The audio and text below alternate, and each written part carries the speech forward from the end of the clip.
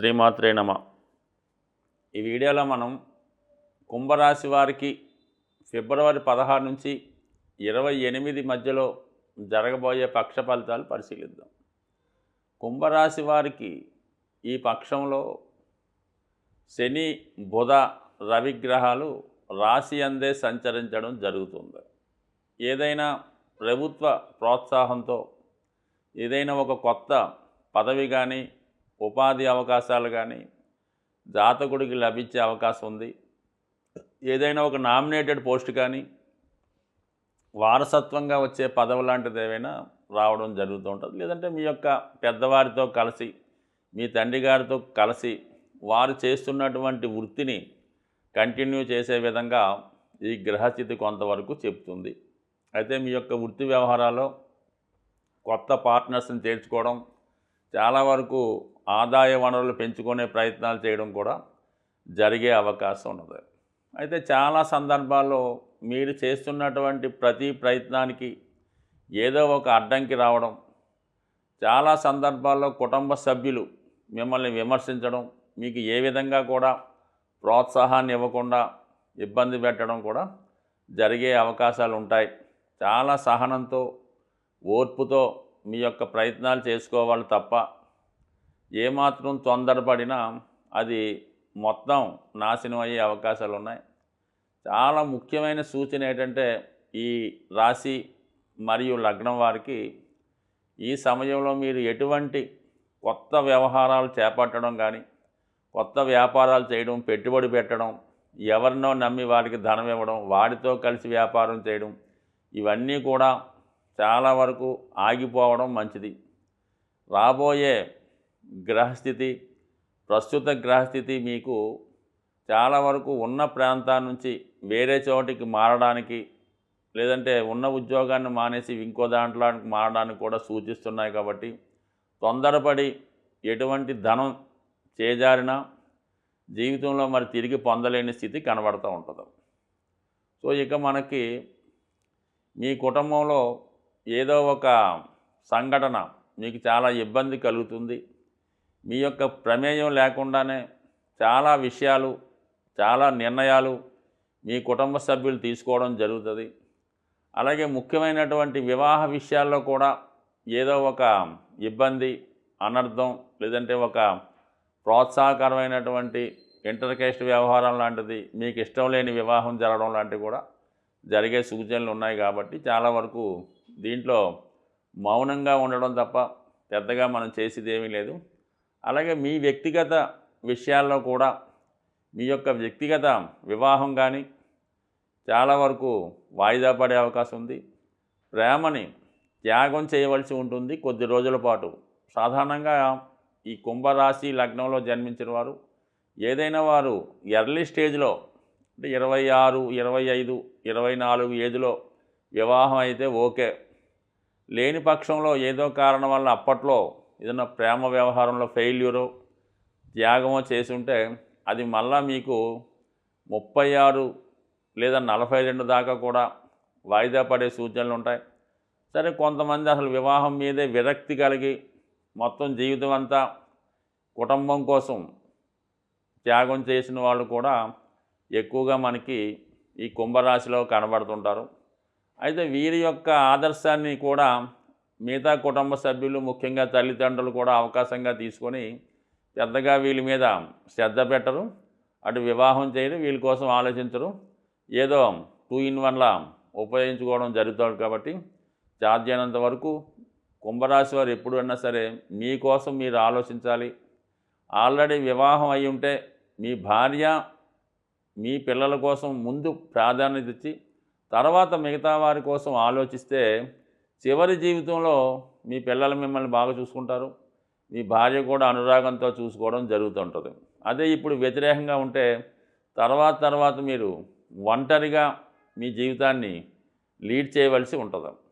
But ఏదైనా ప్రస్తుత గ్రహస్థితిలో మీకు ఉన్నటువంటి పరిస్థితి కొద్దిగా ఓపిక పడితే చాలా సందర్భాల్లో తర్వాత బాగుంటుంది. అంటే కొద్ది రోజులు వెయిట్ చేయండి.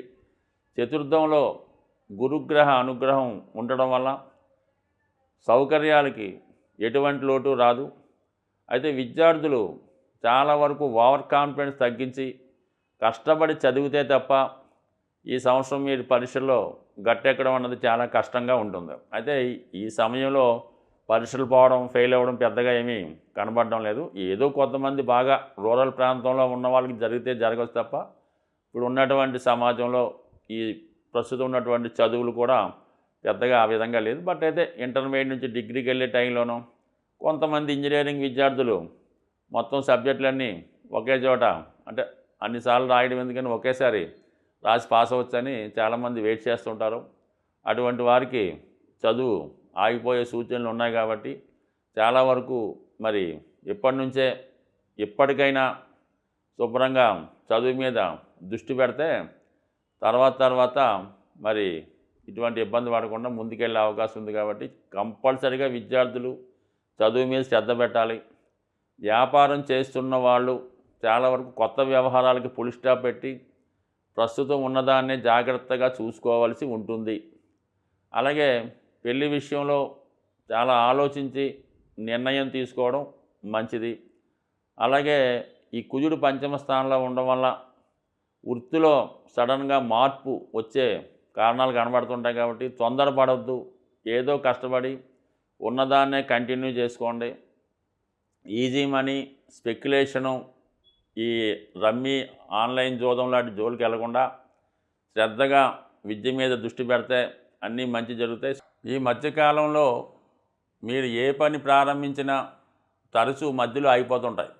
దానికి కారణం ఏంటంటే ఈ గోచార సంచారంలో కుజుడు మిథున కన్య రాశుల్లో సంచరిస్తున్న, కేతువు కన్యా మిథునంలో సంచరిస్తున్న చాలా వరకు పనులు మధ్యలో అయిపోతుంటాయి అన్నమాట. గోచారం అందరికీ వర్తిస్తుంది ఇది.